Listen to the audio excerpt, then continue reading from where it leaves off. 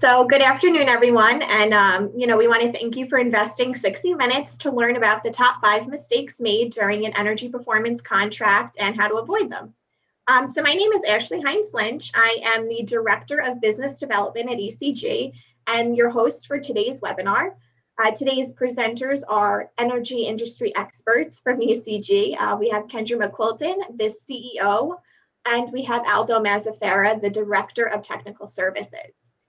We do want to let you know that we want to encourage you to make this an interactive presentation today. We have a question and answer chat open, so please feel free to type in a question at any time. We will be monitoring the Q&A chat and we'll either type back a response to you or we'll answer it aloud as we go along. We also have 2 short polls. They are anonymous, so please feel free to participate. And to keep it even more interactive, at the end, we will have an option for you to raise your hand in the chat function, and we will put you on live so you can talk to Kendra and Aldo and ask your question directly if you'd like. Please remember that this webinar is for you. It is to help you and your district avoid the common pitfalls of an energy performance contract so you can maximize on its benefits. So please feel free to use any of these functions to interact with us. So thank you again for attending, and I will now pass it over to our presenter, Kendra. Okay, thank you so much, Ashley, and good afternoon, everyone. Thank you for taking the time to join us today. We have a lot of information to go over with you, and I know energy performance contracts are becoming extremely popular now with districts that, have even more financial challenges after COVID. So it's really important that you go into one with your eyes open, and that's really why we're here today. And the reason also I wanted to do this webinar is I've been working with school districts doing performance contracts for about 20 years now. And I still think that even after all these years, there's a great deal of mystery around them. And maybe that's why you're here today. And as a result, I see districts with the very best intentions entering into energy performance contracts and making a lot of the common mistakes that can be made. And so I want to, as my goal today, arm you with the information that you need to go into a future energy performance contract with a clear plan for success.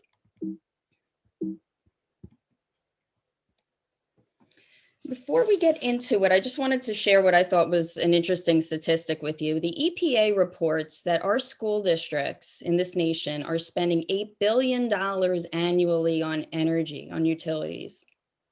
And of that, 30% of this energy is used inefficiently. So if you have a utility budget, say, of $1 million a year, that's $300,000 of that budget that's really going toward wasteful use. And now that's not your fault. You can't just go out and get the latest and greatest technology available anytime something comes on the market. Of course, you can't do that. But it does represent an enormous opportunity to reduce costs in your district without impacting the classrooms, or should I say it's not without impacting the classrooms, it's actually improving the classrooms. As you'll see, we greatly improve the learning environment through these projects. So just know this is a huge opportunity for districts, and I don't want you to think negatively of this. The number 2 largest budget item after HR personnel is energy in the average school district's budget.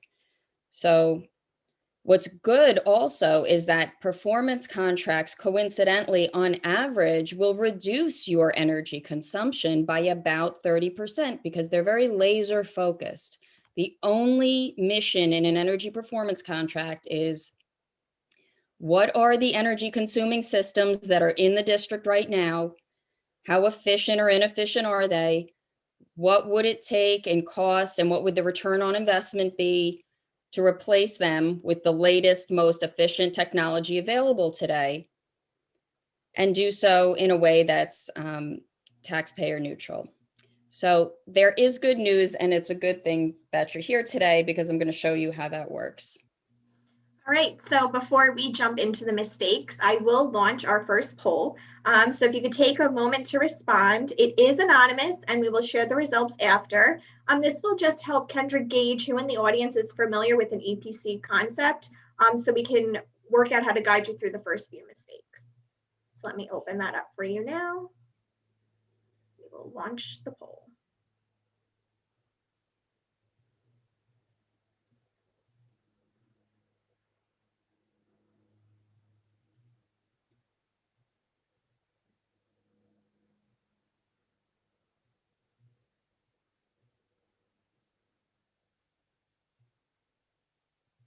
All right, I'll just give it a few more seconds. Almost everybody has responded.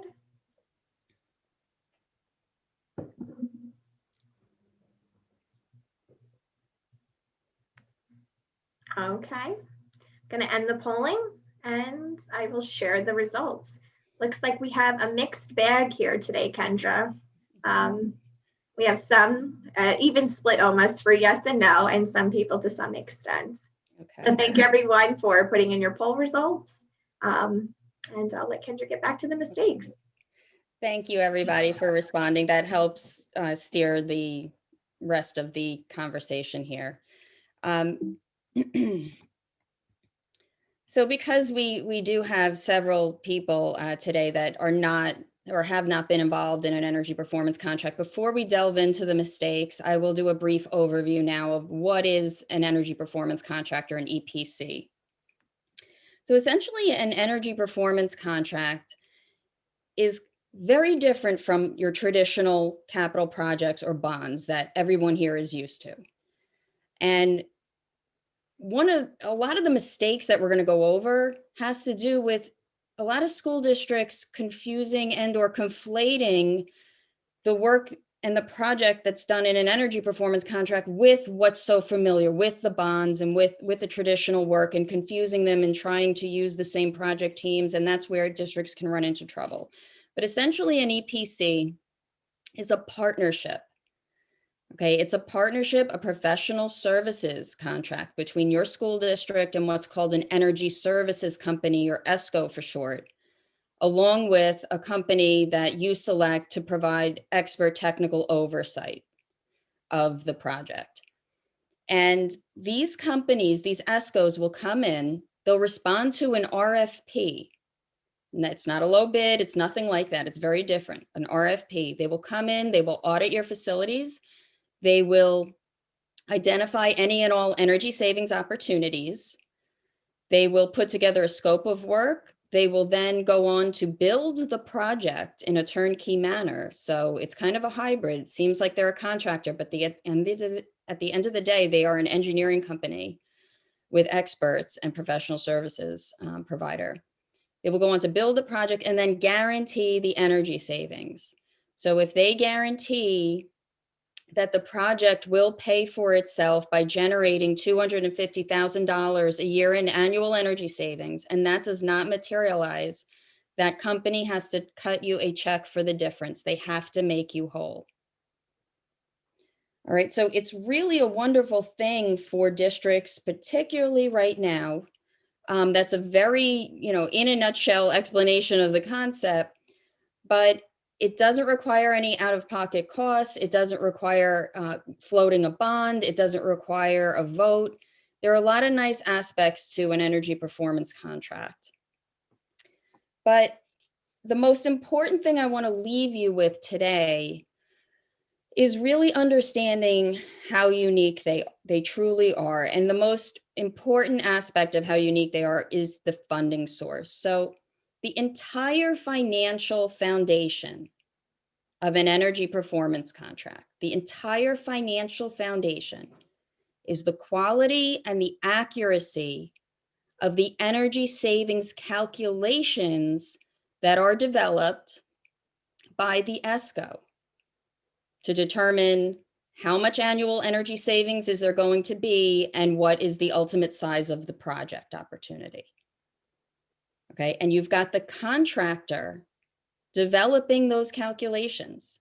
If those savings calculations are overestimated or inflated in any way, you're going to have a shaky financial foundation to your project.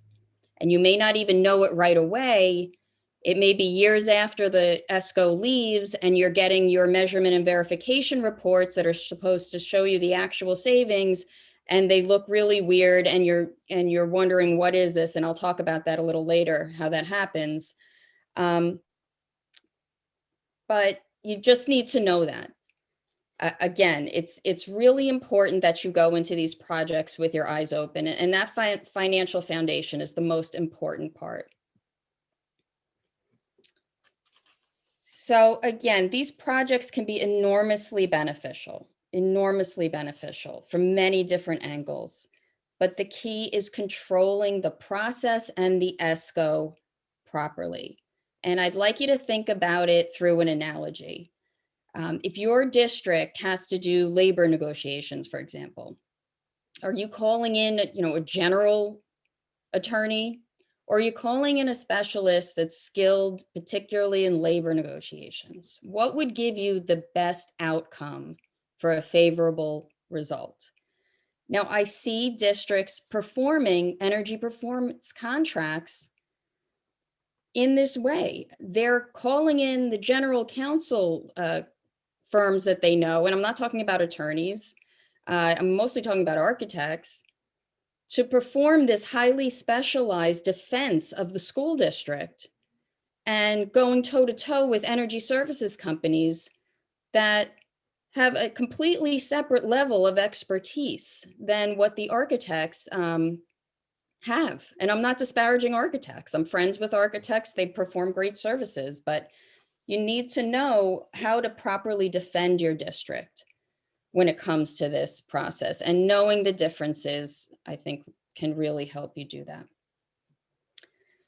Now, the first mistake that we see is trying to sell the project alone as a school district administrator, and or relying too much on energy services companies in the beginning. The way you begin the EPC process is so important because it really sets the tone for the entire initiative.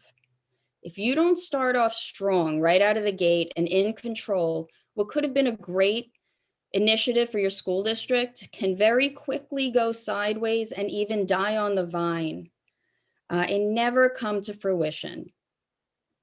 One of the most common things I see is districts want to do an EPC. They think, this sounds great. We're going to get all these upgrades. It pays for itself out of savings. It's guaranteed. But they don't know how it works.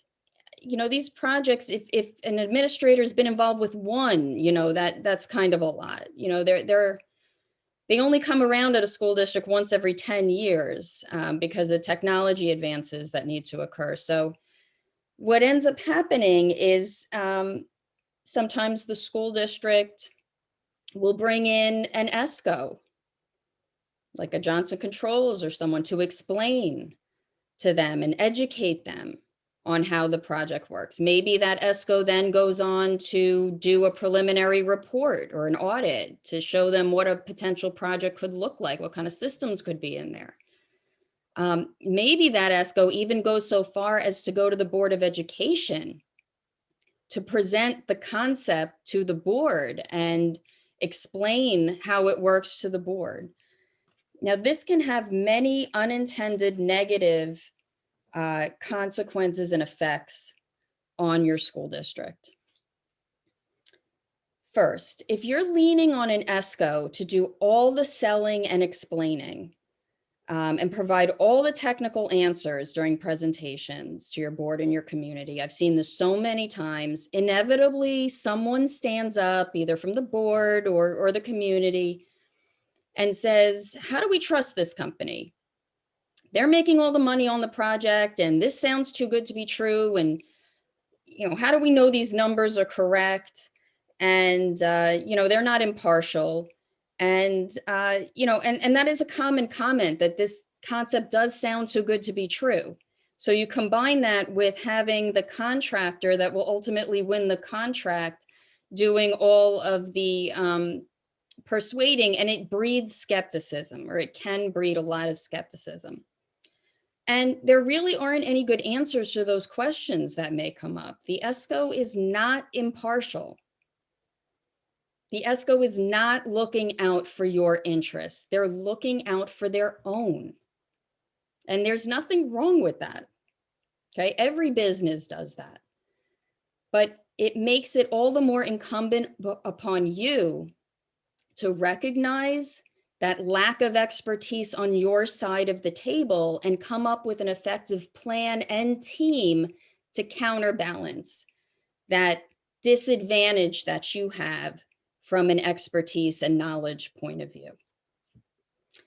There's also the matter of running a fair and competitive process, which I know every school district aims to do. If you bring an ESCO in to do some preliminary work or board presentations, believe me, I've seen this also many times. It's a very small industry. There's only about 6 or so of these companies that actually are qualified to do this work.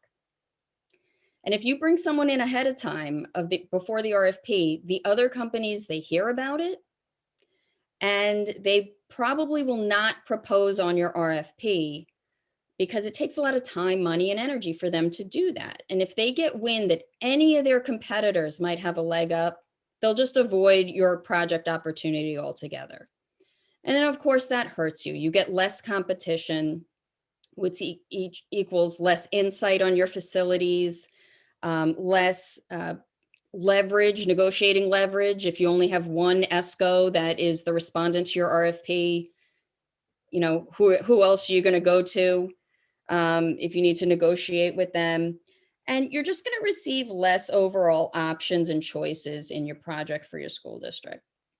And it's really important to know and appreciate that every ESCO, and you may know certain ESCOs and like ESCOs, and that's completely fine. But every ESCO has their own personality and they bring their own different perspective to your school buildings. And you really want to hear from all of them. You want to have as many of them at the table as possible because that way you get the best project that ultimately suits your needs. So say you're not leaning on an ESCO at all, but you decide you like the EPC concept, you think it'd be good for your district, and as an administrator, perhaps you try to champion the concept by yourself, sort of in-house. This could, although I applaud that in the desire to bring it forth, it could cause some serious risks as well, just from my experience in seeing projects and what happens. I personally have been involved in about 100 board meetings in what I do, explaining the EPC concept, fielding questions, and the number and the extent of questions will come out from every single angle you imaginable, and ones that you're not even thinking of: technical, financial, environmental, solar, impact on roofs. I mean, you name it, people are going to be asking those questions. And so it also, again, it sounds too good to be true to a lot of people. So if you can't satisfy these questions that are going to come out, most likely, effectively and right on the spot, you could have issues with the confidence of those of your constituents in the initiative. If you don't have strong answers to the questions, discomfort bills that, this is different, this is scary, we're not used to this kind of project, and we don't seem to have really good answers to our concerns. And then the decision makers can often just say, you know what, I'm not comfortable with this. And what could have been, again, a great project for your district can end up not happening. So the way to avoid making the first mistake is to really don't try to do it yourself. And please don't try to bring the ESCOs in to educate everybody. You have to really engage an independent third party consultant to handle all of that education, all of that work. It's just not worth risking the entire initiative when there is expertise available to you to serve in that role. Okay, the second mistake that we see is using a generic RFP. So you've decided you want to do an energy performance contract, and you need to get proposals from the ESCOs. So this would be, for example, like using NYSERDA's RFP, pulling that off their website, or even worse, if you were to get an RFP from one of the ESCOs and use that. You never want to do that. Why is this a mistake? Because these RFPs rather, often yield absolutely meaningless proposals. So when you issue an RFP that does not include any kind of technical parameters, like what interest rate all the ESCOs should use, or what energy escalation rate they should all use, when you issue an RFP that doesn't have a full, complete set of data, baseline energy data that they should use, when you have an RFP that doesn't make the ESCOs physically audit your buildings and declare their unit pricing for the equipment they're proposing, and when you let them all use their own baseline starting point for energy use, each one of them is going to use their own different numbers. You're going to have proposals that are apples, oranges, and bananas and are absolutely impossible to compare to one another. You also won't get meaningful proposals if you don't make them walk the buildings. Many RFPs I've seen do not even make the ESCOs really step foot in the buildings. And these are multi-million-dollar projects that are being won on a set of qualifications and the personalities of those that are in the interviews on the ESCO side. If you don't make them present an actual scope of work to you through the RFP process, you're going to award the project to one of those companies. And you're not going to have anything tangible to defend your decision. You're going to maybe get their vision for what they think they could accomplish at your district, but it's not going to be grounded in anything tangible. And then you'll have to wait and hope that if you select them and that things pan out the way that they described it in their board meeting or their interview with you. This isn't always the great strategy, because when you're going in front of the public, you're going in front of the board, you need them to take action. And nobody wants a situation where you recommend a given ESCO that hasn't walked the buildings, you ask them to proceed, they do an investment grade audit, and the actual results of that audit, which are the foundation for the contract, look very much different from the vision that they described at the board meeting. So bottom line, you are allowing the ESCOs to hide critical, detailed, technical, and financial information that you need to properly evaluate the proposals and determine who's giving you the best value for your energy savings if you do not specify what you want them to declare through a customized, highly technical RFP. The other major issue that happens here when a generic RFP goes out is that it is a red flag, or it's like a neon sign to the ESCOs, that the district does not understand the complexities of how an EPC is really put together and why a detailed technical RFP is so important for the district. And therefore, you may be viewed as an easy mark to take advantage of, quite frankly. And this could cause problems in two ways. First, you'll get the ESCOs responding that no, they can take advantage. They can push the envelope with the calculations I talked about before. They can push extra risk onto you and you won't even know because everything is so complicated and technical. And they know that you can't fight back because you obviously don't have the technical expertise to hold their feet to the fire. So they're going to come in and they're going to want to get you in a corner, and they're going to want you to sign a contract that is not good for you. Another thing that can happen is that, again, you won't get as many proposals because there are all kinds of ESCOs, and the really serious ESCOs want to make sure that the project will ultimately come to fruition. So they're going to be looking from the minute you issue that RFP for risk factors and indications of weakness or lack of leadership on the district side when it comes to the overall initiative. And a boiler RFP can be a very big red flag that the district will not be able to properly champion the entire concept through the many different groups of stakeholders that will ultimately need to buy in to the project at various stages. So the solution here is really take the time to get educated on what it means to develop a technical, customized RFP. And we work often, all the time really, with the school district's attorneys, because it's really a partnership that we have with the attorneys. They have to make sure that the legal terms and conditions are right for you. And then we come in and review the technical terms and conditions and make sure that they're right for you. And that's a great team right there, because we can't do the legal and they would be hard pressed probably to do the technical ins and outs of what's good and what's bad for a district. So really take the time to, before you issue an RFP, really make sure that it's one that the ESCOs will respect you for. The third mistake we see is taking the ESCO savings claims at face value. So you get your proposals after the RFP goes out and they look great, and the tendency is to go with the biggest and best project, the biggest scope, right? Because it's all guaranteed, right? Well, not really. Again, you need to understand the motivations of the different players in this type of a project.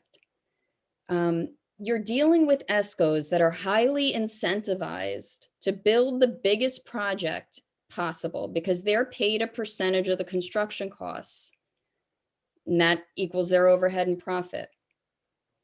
The energy savings calculations, again, that the ESCO develops and presents to you drive the cost of the project up or down. This can be good in that if they're done properly, it's a win-win. The ESCO makes more money, but the district gets more savings and a bigger scope of work, and it's great. But if these calculations are not done properly, if they're overly aggressive or inflated, and that's what used to happen all the time 20 years ago, if anyone's had, a negative experience from the days of the Wild West of energy performance contracts, that's what happened. It puts the district at serious risk. So again, make sure you have to have some way of validating the ESCO's savings claims. It's probably the most important part of your due diligence responsibility in an energy performance contract. All companies are looking to maximize profits. Again, there's nothing wrong with that, but do not assume that everything is being done properly. You have to get validations of those savings calculations. And also, just because there's a guarantee involved does not mean by any stretch that you're protected. And that actually leads me to mistake number 4, which is inadvertently forfeiting your guarantee. So you may be thinking, how is this possible? The ESCO has to guarantee the energy savings. How could I possibly change that with anything that I do? Well, you absolutely can, and it's happened, and it happens a lot, and I'll tell you how. I'll tell you a story. A couple of years ago, a district that had gone off and done an energy performance contract, by themselves with their architect, came to us and they said, look, we just got our first year's report from the ESCO that shows the actual energy savings that the project yielded. And this is part of the process that you'll get these reports. And the contract said that we were going to save $237,000 a year by doing the project. And here's the report, and it says we saved in year 1 $237,000. How is it possible that we saved the same amount as was guaranteed to the dollar, to the penny? This doesn't make sense. How is this possible?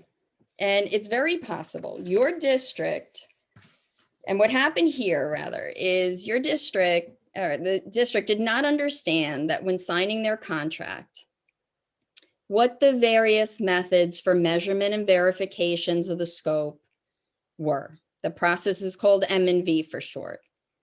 And the results of the M&V are how the guarantee is rendered, how we know what you actually saved or didn't save. In this case, the ESCO used a method called stipulation, which essentially means, in very technical terms in the contract, that the district is going to replace X systems with Y systems. It's going to yield Z savings. And we all agree on a handshake that it's going to yield those savings, and we never have to come back and measure the actual results again. So you can see how ESCOs like to push this language because they're never on the hook for the guarantee in the first place from the minute you sign a contract like that. Doesn't matter what they do. They're not going to be cutting a check. Now, this method is okay for certain types of equipment like lighting. It's, you know what the current wattage of bulb is, you know what they're putting in, you know the runtime hours of the building. You don't want to allocate a lot of your energy savings to paying for them to come back every year and measure that. It's pretty predictable, but for thermal systems, for temperature control upgrades, you would never do that because it's way too variable and it's way too complicated. So that requires a more stringent, different type of protocol. Every piece of equipment should have its own well thought out protocol for measuring and verifying the savings that it will generate. So what this district basically did is forfeit their right to a meaningful guarantee based on one simple clause in the contract and a signature, because they just didn't know what that language meant in the contract and its implications. So very serious area of these projects. The term, the method, and the cost of the measurement and verification process are all important factors that need to be understood and customized for your district and unique project scope. What's your level of comfort with energy performance contracting? Maybe you've been burned in the past and you want a very stringent measurement and verification method. Maybe the guarantee isn't so important to you and you just want to max out the size of the project scope. Either is fine, but you need to go in from the beginning knowing what you want to do, when it comes to ironing out those terms and conditions. And in a controlled project, you're telling the ESCOs what you want them, which methods you want them to apply to which scope items. You're telling them what you want them to do, not the other way around.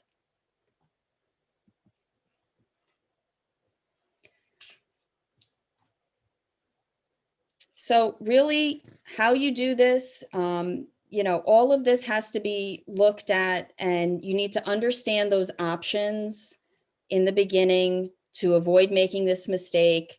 It'll set the tone. And if an ESCO, believe me, if ESCO see that you're talking about what you want as far as measurement and verification protocols and approaches in the RFP, they're going to be on their toes. They're not going to pull any funny business because they know you know what you're doing. Okay, mistake number 5, last but not least, is retaining expertise that really isn't aligned with what's required in the project. And there still seems to be a lot of a lack of awareness about what it truly takes to defend a district's interest during an EPC. And so as a result, sometimes I'll see districts automatically deferring to their architect to assist them because there is a design component and a design firm does need to be selected. And they think it's really just another building project that's funded a different way. And but in my work, in all the work that we do defending school districts, we're an engineering company, we do SED design work. I can honestly say that the design part, that SED submission package, is the smallest part of what we do as a company. The lion's share of the work that we do in our entire business is technical oversight and management of performance contracts. Yes, and we do the design, but the lion's share of what we're doing is helping school districts avoid the last 4 mistakes from the very beginning. We do so many other things that are essential to making sure everyone is on notice, the ESCOs and everybody, that the district is serious and they're looking for maximum value. And they're not going to be falling into any of the pitfalls that have been identified in projects gone wrong in the past. So we're doing preliminary energy savings calculations independently of the ESCO. We're presenting the concept to the board, fielding their questions, crafting the RFP, a highly technical RFP, working with your attorneys, reviewing the proposals come in, reviewing and verifying the savings calculations that are the foundation of your project. Tremendous amount of work goes into that and needs to. It really needs to. Frankly, when we get to the SED design part, that's the easy part of the whole project because that's fairly straightforward. The rest is tricky. And it really goes back to the analogy. If you need heart surgery, say, are you calling in your general practitioner or are you going to a cardiologist? Surprisingly, many school districts are still calling in the general practitioners for their energy performance contracts. And that's when a lot of these problems can crop up down the road. So when you're embarking on an EPC, please change your thinking when assembling your project team. The firm that's guiding you through the initiative, if they can't tell you what a reasonable savings claim for weatherization is, for example, if they can't explain the strengths and the weaknesses of each ESCO because they've worked with them all and they've dealt with them all and they've negotiated contracts with them all, if they don't have certified energy managers and mechanical engineers and certified energy auditors on their staff, they are not likely qualified to defend you during this initiative. And you have yourself a general practitioner, and the ESCOs will know this from day one, and they will take full advantage of that.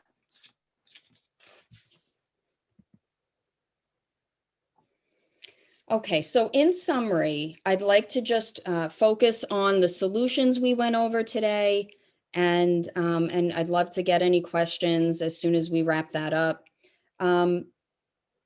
First, engage an expert to handle all questions for you, sell the concept, and allay any concerns. Do not send an ESCO out there to do the homework and the legwork. You'll get less competition. Do not go out there by yourself. What could have been a wonderful opportunity, again, for your school district, could be risked because you don't have all the answers. You're not supposed to have all the answers. Get someone to help you. Second, use a customized RFP, a technical RFP that suits your district's unique needs. Again, boilerplate RFPs are a signal to ESCOs that the district does not have the technical awareness about what a complex endeavor they're getting involved in. And that is not a good scenario for you. When you're dealing with companies, these companies are going to be putting together complex technical and financial information. They're going to be putting it in front of you. And they could be possibly winning a $10, $20 million project without the proper scrutiny. You have to have some way of making them work for that win. Involve technical experts to validate the savings claims. You absolutely cannot take the ESCO's savings claims at face value. I'm not saying the ESCOs are not producing reasonable savings claims, but you need to verify that. You can't just trust that they're sound, and you can't rely on a guarantee because of what we discussed before. There are a lot of meaningless guarantees in contracts from EPCs because of this issue. You need to do your due diligence and make sure that if they're saying we can reduce your energy costs by 50% in the high school, that's even doable. They'll throw numbers out like that are completely unachievable. So get your technical experts involved to truly validate those savings claims before you sign a contract based on them. Number 4, understand your options and preferences for measurement and verification from the outset. I think this is the most commonly overlooked aspects of energy performance contracts. People think, oh, measure and verification, that's at the end. We don't have to worry about that now. Let's get this RFP out, see what we can do. And, there's a guarantee, so we're covered. We can't go wrong, right? No. That is a huge misconception. And that's really the key to a successful project. There is a guarantee, but it's only worth how strong it's written in the contract. And you need to absolutely know the ramifications of the different protocols for M&V that you sign on for. And then finally, make sure the firm that's guiding you through this process is not just an architect or engineer, but a true expert, an industry expert that can show you definitive proof that the service they provide protects other school districts and has protected other school districts. Anyone can say, oh, I can do an EPC. This is, an area where, frankly, you have to do your homework. What does it mean that they said they can do an EPC? Does that mean that they've worked with numerous ESCOs? What's their team composition? Does that mean that they can show you a dozen projects where they served as the advisor and they're actually generating the savings and meaningful measurement and verification reports? You really have to assess whether the qualifications of a firm that's going to guide you are aligned with everything we talked about today. And that's going to benefit your district. So I want to turn it over to Ashley. I think she's going to do one more poll for us, and then we're going to take some questions. Yes, thank you. So I'm going to launch another poll. And again, it's anonymous, and we will share the results afterwards. So let me set that up. Okay. You can kindly respond, please. We'll give it a few minutes. Well, seconds, not minutes.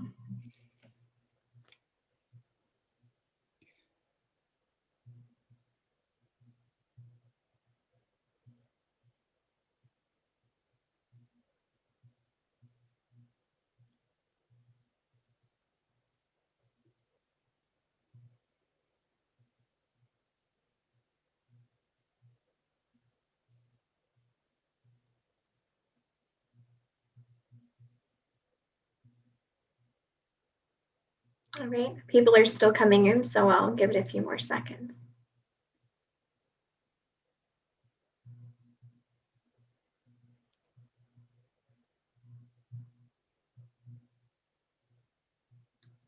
Okay, I'm going to end the polling and share the results.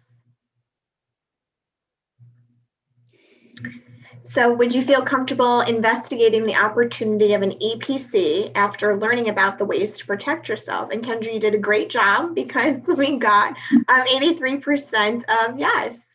So thank you. Thank you. Thank you for everyone responding. Thank you, Ashley. And that makes me happy.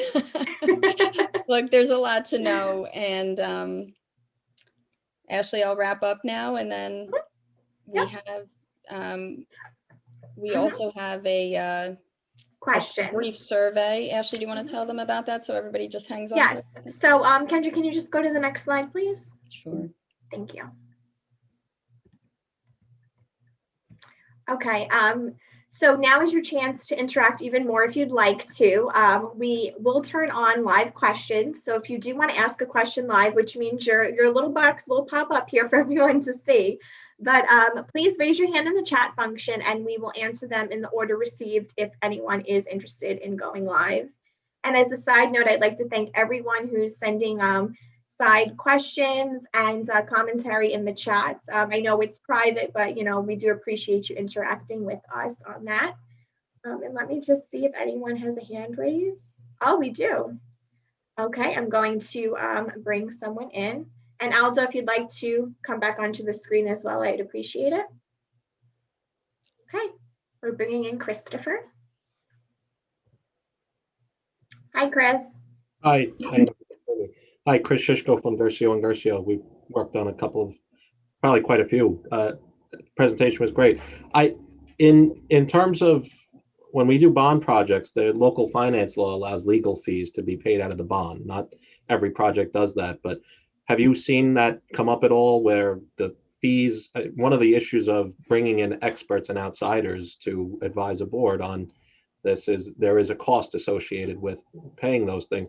Have you seen that happen where the energy savings and the cost of the project includes those fees?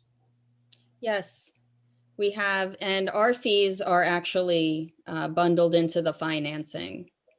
So, and funded by the ESCO that the district ultimately selects to make it easy for the district, no out-of-pocket costs. We also have had experience with attorneys doing the same, although not often, but I believe the flexibility is there for districts to do that.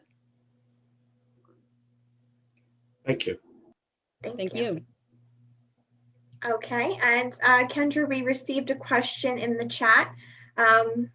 And this is a good one and very common. It's in regards to second phases. So the question is, my previous district did an EPC contract with a 20-year agreement. Most of the buildings were completely rebuilt and we are still paying for the equipment and we're still paying for the EPC. Is there a recommended length of time of what the contract should be? And I think that folds in well into regards of how you can start a second EPC if you're still technically paying for the first. So here's the next question. Aldo Mazzaferro is our Director of Technical Services. Aldo, do you want to answer that question? The typical term for an EPC contract, specifically a SCD, is required to be at least 18 years. Now, that being said, that does not mean that you need to wait to initiate a second phase or additional work until that 18-year term is extended, because with the advance of new technology, as Kendra and Ashley both spoke about, our company ourselves, we've done multiple phase 2s, multiple phase 3s. We've been talking about a few phase 4s with some projects. And that's really leading to new opportunities. We're not looking to redo things that you did in the past, unless it's something that is at the end of its useful life, like a lighting upgrade on fluorescence or something along those lines, where the technology, the new cutting edge technology today, like LEDs, pays for itself again to upgrade it. And you're currently replacing those old fluorescent lamps anyway. Now's the time to go look to see if we can do another comprehensive lighting project. Thank you. Yeah, so that's a very important question. Just to tack on to what Aldo said, there are many districts that did EPCs 10 or so years ago, but LED lighting was not available back then. Now it is, and LED lighting saves 50% of what you're currently spending for the lighting you already installed in the first EPC. So it is a tremendous return on investment and justification for moving forward on a second energy performance contract. And, you have to take into account aidability of systems, but it's absolutely doable. And, it really comes down to the numbers, which, what we do for our clients is we'll tell you straight up, does it make sense to do a phase 2? Is there enough extra savings there to justify or not? Great. And we have another question that came in. The question is, can you please explain the money and the borrowing? And do you need the community voter approval? Sure. You do not need voter approval for a project like this. However, I will say that if your typical building aid ratio is, say, 50% for a bond that gets voted on, and you do an EPC, you don't have to vote it, but you'll only receive 40% if you do not go out to the voters. Now, this is often, when you calculate the difference, that 10% difference over an 18-year project term, it's often fairly negligible. So it's not as simple as saying, oh, we'll just vote it, because, that can cause risk putting an EPC that you didn't need to put out to vote. But the only difference in an EPC is you have a choice in the matter. You can either vote it and get the full aid, or you can choose not to. The way the financing works is that all of the costs associated with developing the project and designing it are absorbed by the ESCO and your designer. So all of the costs, you're literally not paying any out-of-pocket costs at any point. The ESCO has to pay for the development, the investigative audit. They have to front the money for the project design for your design firm. They have to pay for all of that. Once you get state education department approval is when you seek your financing. It's typically done through a tax-exempt municipal lease mechanism, and you work with your financial advisors usually to go out and seek your own financing. So say you have a $10 million energy performance contract. The bank you select will put $10 million into an escrow account to finance the construction project. And you'll pay the winning ESCO incrementally throughout the construction project to build it out. At the end of the project, the ESCO has the full 10 million. The way it works so there's no out-of-pocket costs is that you typically will not make your first payment back to the bank on that loan until a full year after all of the upgrades have been installed. So by the time you need to make that first payment, you already have at minimum a year's plus the construction period's worth of guaranteed energy savings, measured, verified, and accrued to, at minimum, make that payment. Extra savings that are generated are yours to keep. And if the savings are not there, the ESCO is cutting you a check. So you're paying for the project in arrears. It's not like you're doing all of this and then everyone's crossing their fingers and watching the bills, hoping that, the savings materialize so they can make the payment. No, the savings should be aligned. The generation of the savings should be aligned with when you need to pay on your debt service. And that's just another aspect of these that, we work to coordinate. Great. Thank you, Kendra. And if anyone has any more questions, please send them in. We currently answered all of them.